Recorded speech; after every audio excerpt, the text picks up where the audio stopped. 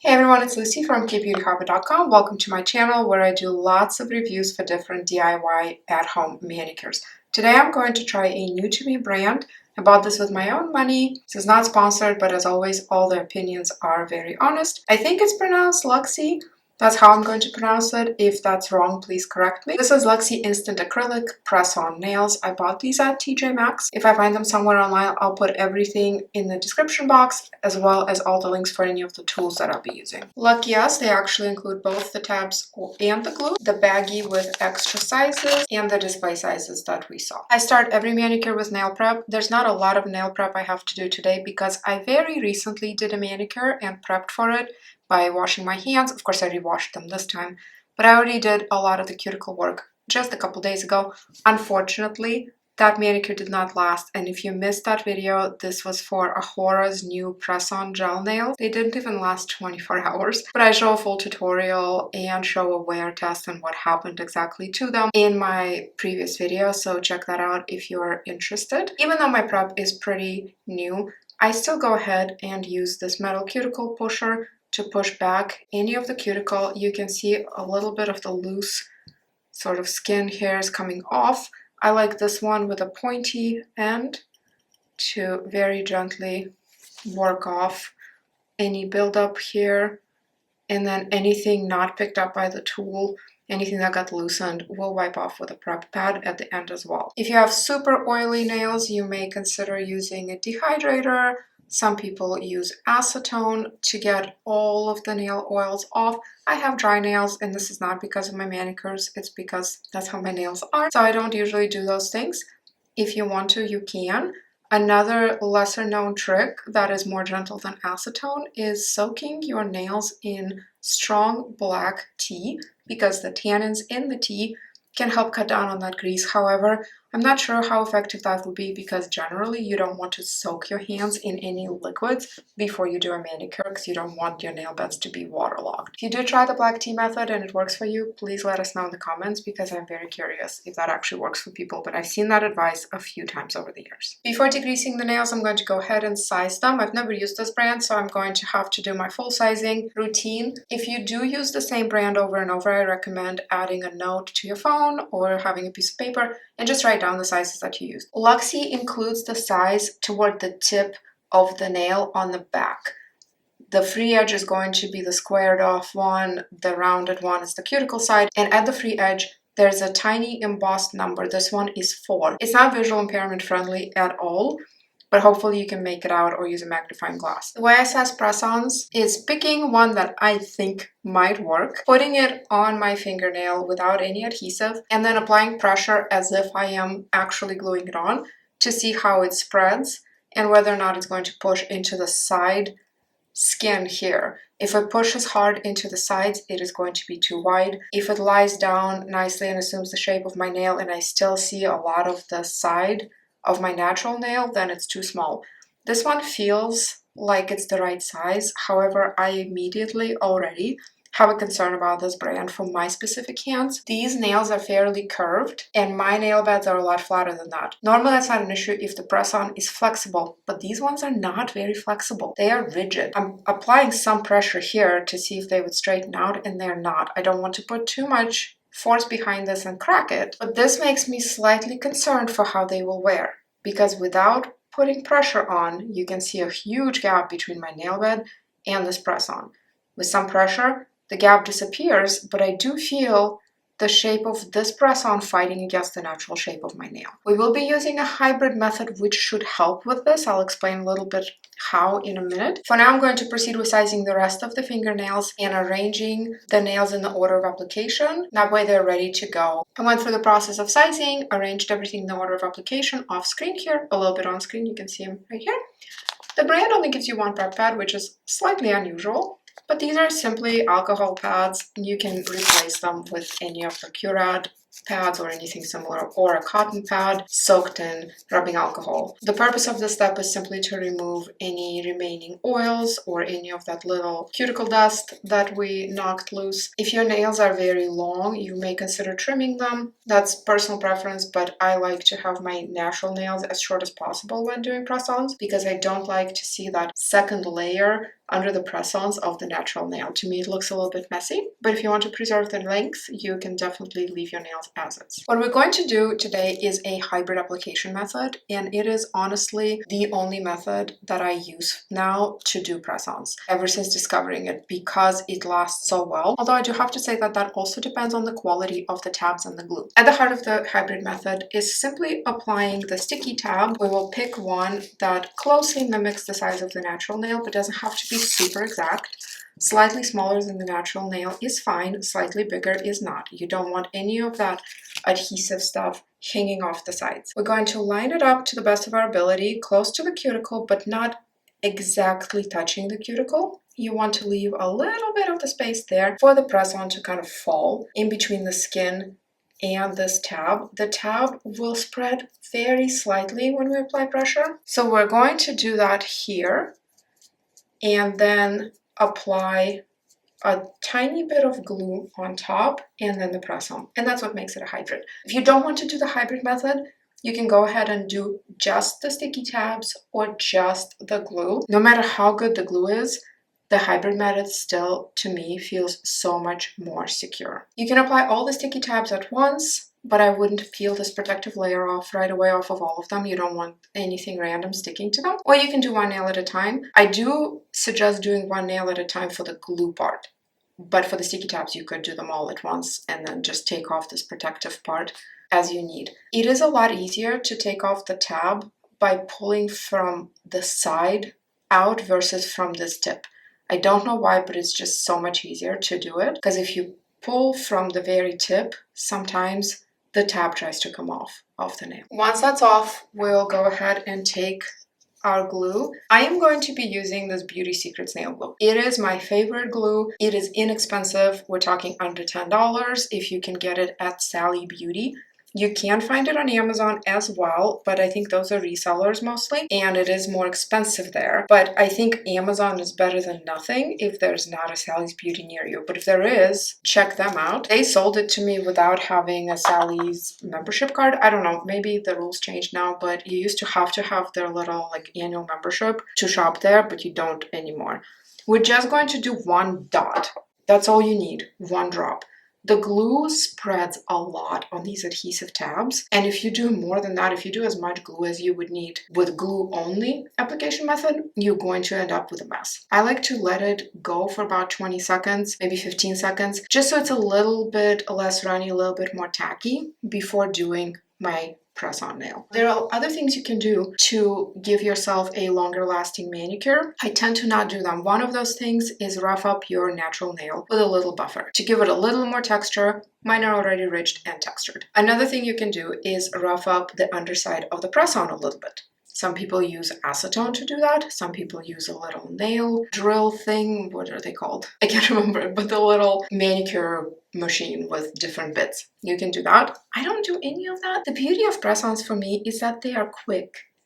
They're quick, and I don't want to add any more steps than I already have. Now, holding the press-on as straight as I can, I'm going to then angle it toward my natural nail and push with that press-on the cuticle a little bit, pushing it further a little bit back. And now drop it down gently and then apply even pressure. Some people say rock back and forth. I don't like doing that. If you have a little bit of a glue spill, you're going to rock that glue spill all over the surface of the nail. And you can still fix that by doing like a top coat and then curing it, but I prefer not to have a bunch of glue mess all over, so I just don't rock it back and forth. If you prefer to rock it and it works for you, go ahead. But you want to apply good consistent pressure without causing any pain to your finger for probably 30 seconds to a minute.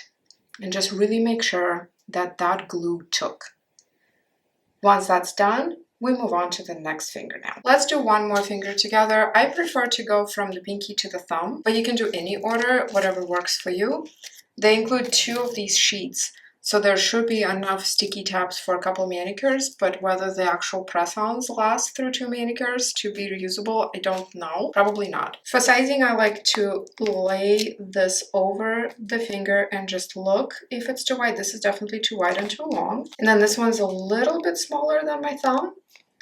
but this should work. What did I mean when I said that the sticky tabs can sometimes help mitigate the curvature of the press-on? I've seen some people do more than one sticky tab and kind of layer them. So they would have a bigger one and then a more narrow one and then a more narrow one and kind of build up a dome almost of sticky tabs for the nail to go on to help fill in that gap.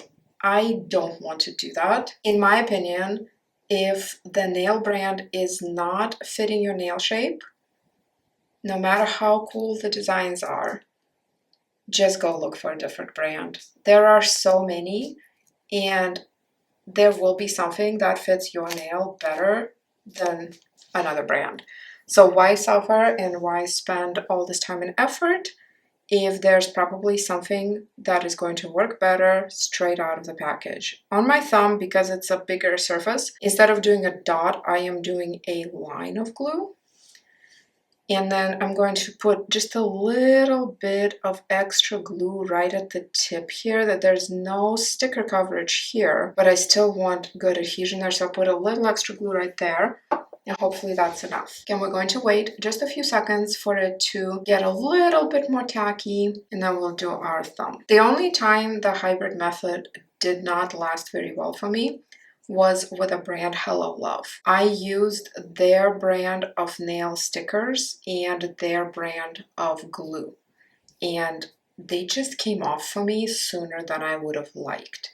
I don't know why, but the other brands, Do Nails, or even just the random non-branded stickers that come with TikTok nails, the handmade press-on nails, and this Beauty Secrets glue, they worked really, really well for me, to the point that it almost worked too well, and it's a little bit hard to take off sometimes. But just go slow and gentle, break the seal around your nails by using a cuticle stick to kind of push it in there between the nail and your natural nail, and then soak them in warm water with oil and Dawn dish soap, or apply a lot of coconut oil on the fingertips and put some rubber gloves on and walk around like that for 20 minutes. Use a dedicated remover. Basically, you just want to have a lot of time of contact with some kind of remover or oil, and then don't force the nails off. If they're still not budging, if one came off easily and the other ones did not, add more oil, add more remover, wait a little bit longer, and just go slow. The longer you keep these on, the easier they will be to remove.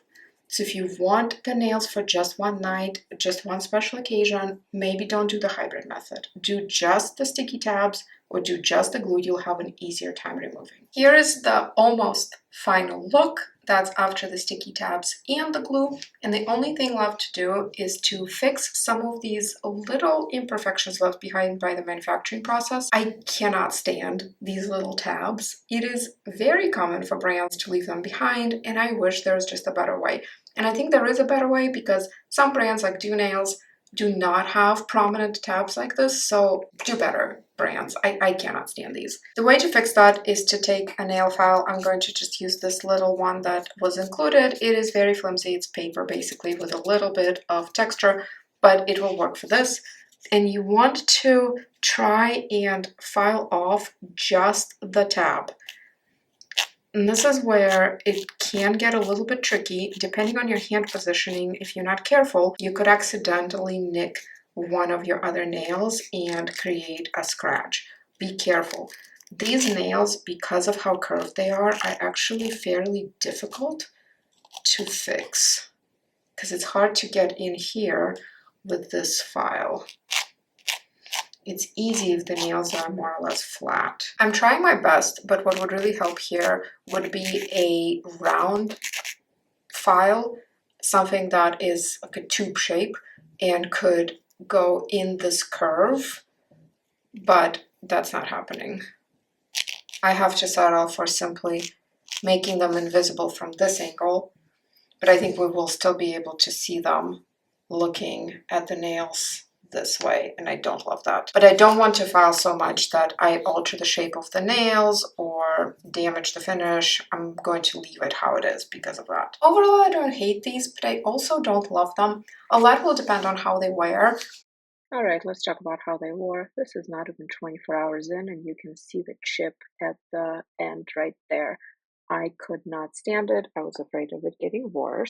So I went ahead and applied a clear top coat and cured it under the lamp to try and preserve them. I also think that made the free edge look a little bit better, but still not perfect. Now this is after a week of wear.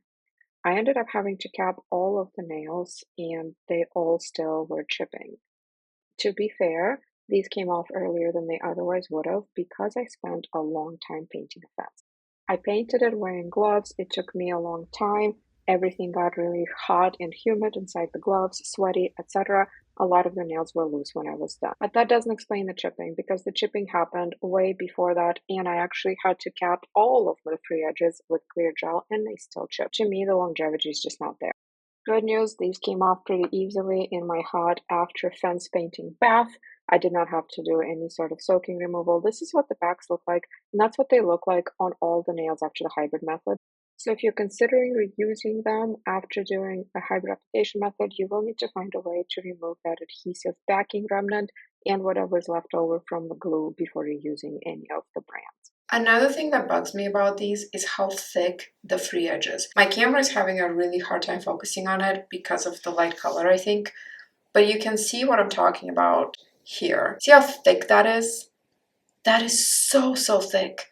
I would have preferred it much thinner so that it looks more natural.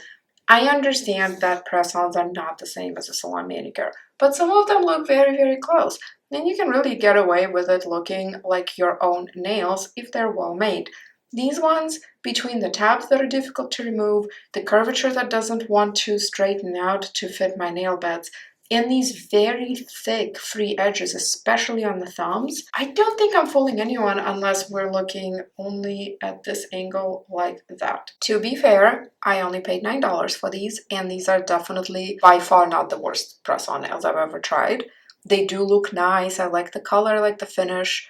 I do like the overall look of them. There are just a lot of these little things that when added all together make this not my favorite brand. But again, we will see how they wear. If you've ever tried this brand, let me know what you thought. Do they fit your nail shape well? I know a lot of people have more curved nail beds than I do. So what do you think? Do you like the rigidity? How did they wear for you? What application method did you use? And did you use their glue? And if you did, how was their glue? Did you use just the tabs? How did that wear?